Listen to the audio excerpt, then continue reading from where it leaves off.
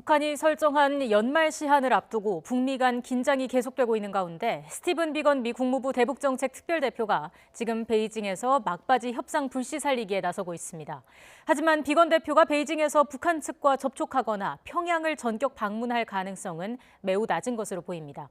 베이징 연결해서 이 소식 알아보겠습니다. 강성웅 특파원. 네, 중국 베이징입니다. 네, 비건 대표의 평양행 여부가 관심을 끌었는데 결국 성사가 안 되는 겁니까? 그런 것 같습니다. 예, 비건 대표의 방중 일정이 오늘까지인데 지금까지 상황에서 보면 평양 방문 가능성은 희박합니다. 오늘 베이징에서 평양으로 들어가는 중국 국적 민항기가 한 대 있었는데 여기에 타지 않은 것으로 보입니다. 취재진이 베이징 서우드 공항에서 탑승 여부를 확인하기 위해서 기다렸지만 비건 대표 일행의 모습은 보이지 않았습니다. 때문에 오늘은 비건 대표가 평양으로 들어가서 북한 측과 만날 가능성은 없는 상태입니다.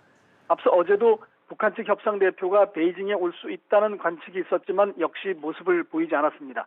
비건 대표는 이에 따라 당초 일정대로 오늘 저녁에 워싱턴으로 가는 비행기를 탈 가능성이 높습니다. 비건 특별대표는 방중 이틀째인 오늘 아침 일찍 숙소인 베이징 시내의 한 호텔을 떠났습니다. 대화 요청에 대해 북한으로부터 답을 들었는지 그리고 북한으로 들어갈 것인지 이렇게 취재진들이 물었지만 비건 대표는 아무런 답을 하지 않았습니다. 네, 북한과의 접촉 가능성은 희박한 상황이고요. 그럼 중국과의 대북 공조 조율은 어떻게 되고 있습니까? 네, 비건 대표가 어제 러자오 후이 중국 외교부 부부장과 만났습니다. 중국 외교부는 두 사람이 한반도 문제와 관련해서 대화와 긴장 완화의 추세를 유지하고 정치적 해결을 위해서 노력해야 한다. 이 점에 공감했다고 밝혔습니다. 또 단계적 동시 행동 원칙을 바탕으로 한 한반도 비핵화와 평화체제 구축 문제에 대해서는 의견을 교환했다 이렇게 밝혔습니다.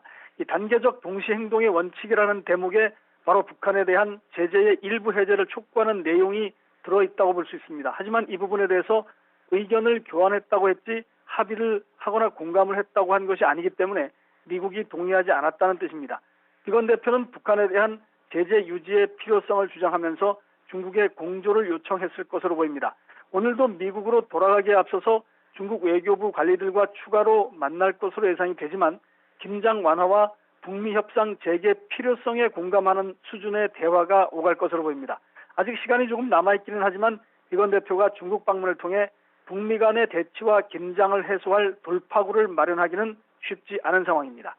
지금까지 베이징에서 YTN 강성웅입니다.